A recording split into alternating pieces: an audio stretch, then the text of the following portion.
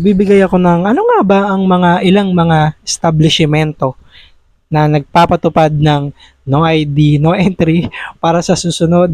Lagi mong dala-dala yung ID pag papasok ko sa mga gantong establishmento. 6, hospital and medical facilities.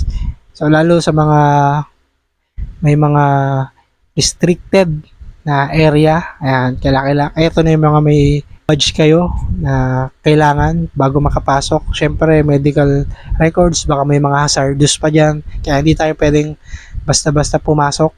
At make sure nga na makuha yung information natin. Public Transpo Hub. Ayan, sa experience ko, usually sa mga free na ride dito sa amin sa Quezon City, kailangan mo lang pakita yung ID mo bago ka sumakay sa free bus. Ayan, shoutout nga pala sa QC Government. Shopping malls, ito optional. Pero may mga ilan siguro sa area na lang na mga kadalasan ay VIP yung mga nandun. Sumunod ay bank and financial institution. May pera na involved, di ba? Ito yung pinapangalagaan dito. Alam nga namang sino-sino lang yung nakaka-access doon.